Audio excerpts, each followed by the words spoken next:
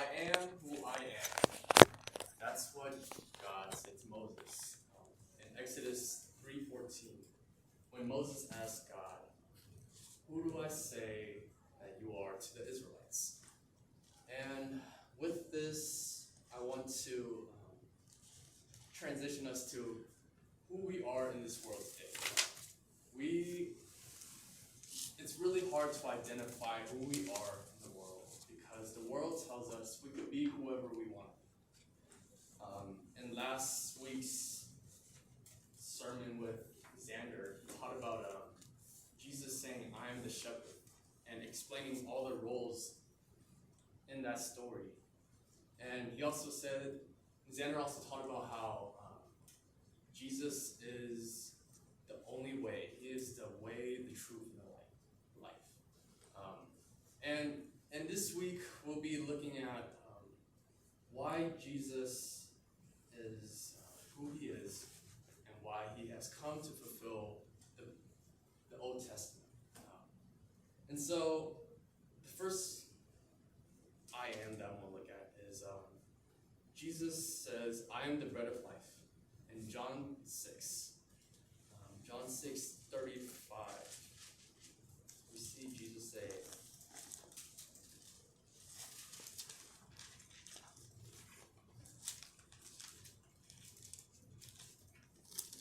John 6:35 says, "Then Jesus declared, 'I am the bread of life. Whoever comes to me will never go hungry, and whoever believes in me will never be thirsty.'" And we see in this chapter, before Jesus teaches about the bread of life, he's feeding the 5,000, right? In chapter 6, verse 1, Jesus is feeding the 5,000. He's out in the Sea of Galilee doing his sermon, and he feeds the 5,000 because they were hungry. And in this moment of the bread of life, it's the next day, and Jesus tries to get away from the people because they are only looking for food. They are only looking for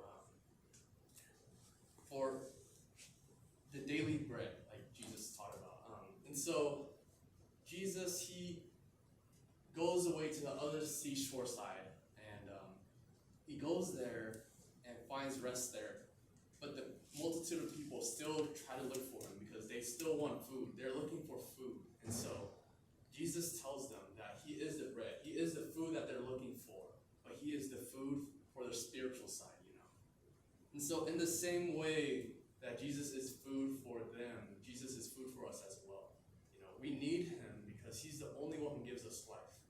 He's the only one who allows us to be nourished spiritually. And Jesus came not on his own will, but on God's will. We see that Jesus genuinely loves us, and he wants to give his life so that we may have life in him. And we see that Jesus fulfills the Old Testament of when Moses was in the wilderness, and they were looking for food. They were looking for how to survive, and God sends down manna to feed them. And so Jesus, in a way, is our manna spiritually. He is the one who provides us with nourishment for our spiritual needs. And secondly, we see that Jesus is the door. And Jesus being the door, in John chapter 10, verse 7, he says, "Therefore Jesus said again, 'Very truly I tell you, I am the gate for the sheep.'" And in the ESV version, we see that Jesus says, "Truly, truly, I say to you." And so, as Joey has already taught on, when the word is repeated twice, "truly, truly," he wants to emphasize like an exclamation mark saying, "Truly, I am the door." I am the only one who is keeping the evil away from the sheep. And the evil being the thieves, the robbers. The evil being those who come to steal, come to kill, come to destroy what God has made. And Jesus is the metaphor of the door because he's the only one who protects and the only one way to salvation. Nothing else is able to get in the pen of the sheep besides those who are the shepherd or Jesus or sheep. Because the thieves and robbers will come through the gates or come through the fence, as said in verse 1, where it says, anyone who does not enter the sheep pen by the gate, but climbs in by some other way, is a thief and a robber. And so, only Jesus is the way to inside the gate, inside the pen. And we see that Jesus protects and loves all those who are looking for him. He is the only one able to protect us because nothing else, not the shamans, not the witch doctors, not the crystals that purify us. None of them can protect us from any demons, from Satan. Only Jesus is able to protect us from the evil one, protect us from the devil. We also see Jesus saying he is the true vine. And Jesus being the true vine is in John 15:1. John 15:1, where it says, I am the true vine, and my Father is the gardener. Jesus tells his disciples at that time that he is the true vine. Because in that time, they were looking for a way to know who they are. They want to be cultivated to do the work, to carry out the mission that they have. And so Jesus tells them in encouragement that they are the branches and he is the true vine. And he tells them in this way to know that they have to be by Jesus. They have to be according to Jesus.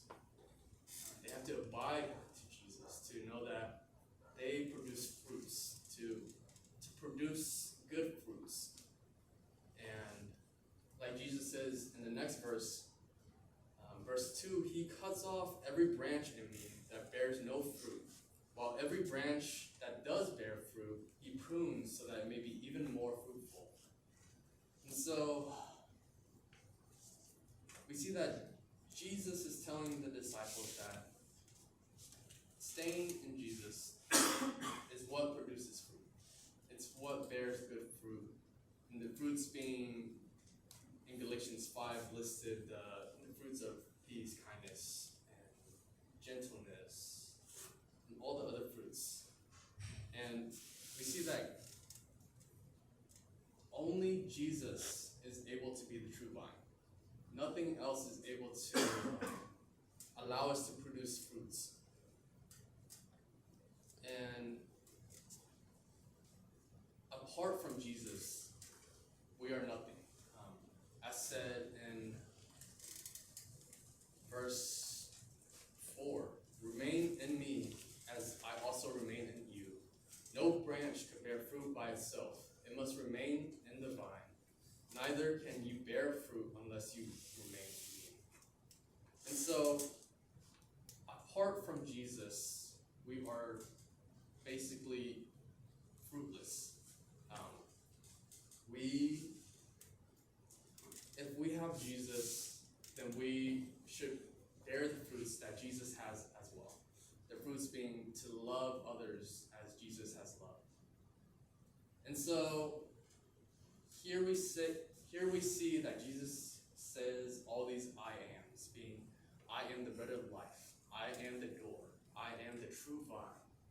But who do you guys guys say, or who do you guys believe that Jesus says I am? Because there's many different thoughts in this world that alter what we truly believe in. And in the same case, all of us have a phone, right?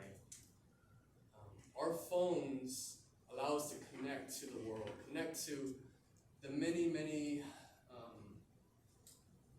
social apps that we have. But our phone also allows us to be a reflection of ourselves. You know, it holds all our information, all our contacts. And in the same way, we should value Jesus as well. Jesus and the Word. And that we need Jesus by us at all times as well. We need to be identified in Jesus. Jesus is already claiming us, but it's just our turn to claim that we are children of God. And if you believe in Jesus, then you will have the redemption that he provides with it. And so Jesus died and rose again and ascended so that we may be image bearers of God. And do you believe a life, or do you live a life that shows others you are a believer, that shows others you are an image bearer of God? If not, I challenge you to live a life that reflects that you are a children of God. Because Jesus came to redeem all of us and all of our failures. And our identity is no longer in the world, but it is found in God.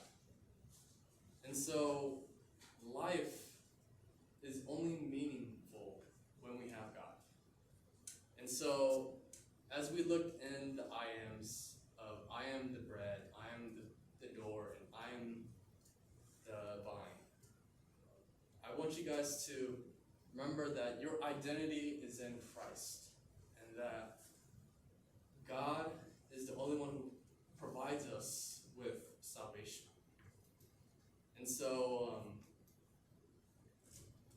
I will be teaching, or I taught about these I ams, but wait for next week as we conclude this trilogy of I ams and the conclusion of the I ams in John overall. And so, closing prayer, amen.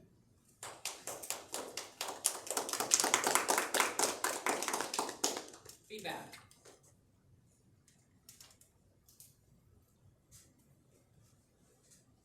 Justin, you had a really strong start where you're like, I am who I am. And then I felt like you had a lot of body, just because of course you were covering like 3 different I ams as well.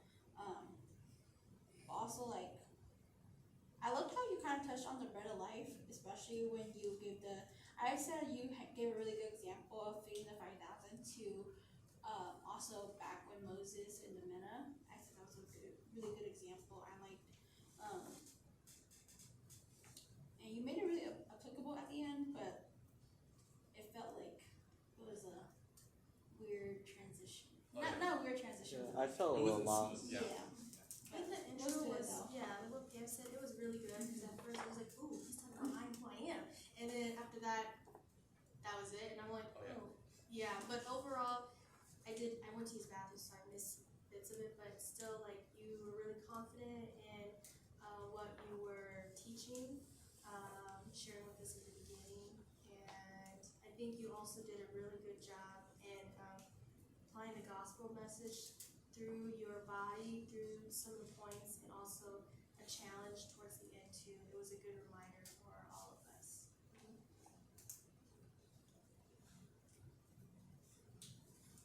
There was like a little nitpick when you said like Xander, and it was what Xander taught, and then like this is what Joey said. And I was like, so what if we don't know what they said? Like, what if we're just like Oh, you're sharing this on a Like, you regular weren't there, yeah. Friday or Sunday? Like, what did they say? What's the context? So yeah, there's that little nitpick for me. Hi, Justin. I think I personally feel like you were a little bit nervous. Mhm. There was a lot of pauses, but just some comments here. Like everyone was saying, your introduction was really good. It was like it immediately drew us in. But if you drive us in, continue driving, continue accelerating that plane. You know what I mean? Because I think that you had a really good introduction. So in terms of referencing to Xander and stuff, I think I understand what you guys are doing. You guys are doing a series, lesson series. And so what you did to reference Xander was good, but don't reference me. Just what Simon said. You know, even though we all know, Mhm. but just pretend like I'm not there. You know. Yeah. I know that was just a little small comment, but as for your body, I know you're trying to hit 3 of the I ams.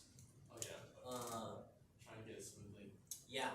Transitions. Yeah. A good transition be from your introduction to your body is to summarize what you're gonna go through. Mhm.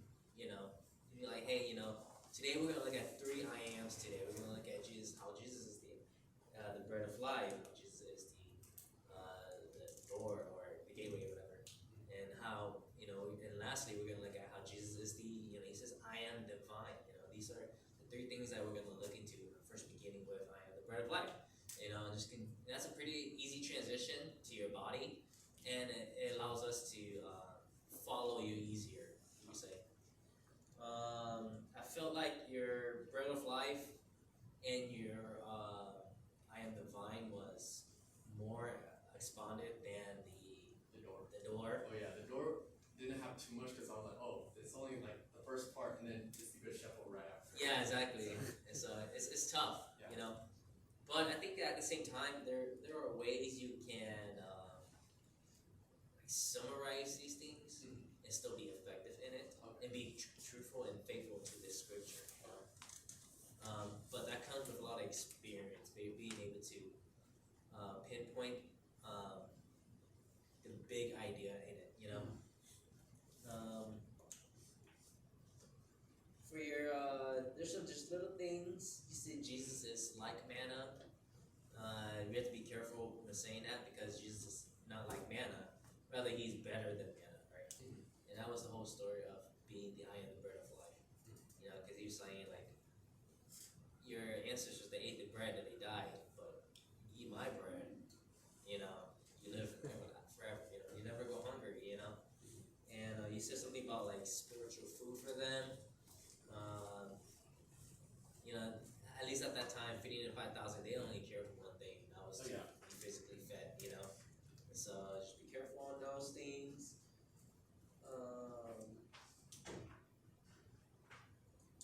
As for your gospel message, personally, I would use the gospel of Jesus' life to that. I mean, you can use, you can obviously use the crucifixion. You know how his blood bought, essentially bought us. You know, he owes us now through his blood, and we're covered by his blood. You know, and through that, his identity becomes our identity. You know, and stuff like that. So, but yeah. Anyways, I think it would have been easier to use Jesus' life as a gospel message, and so.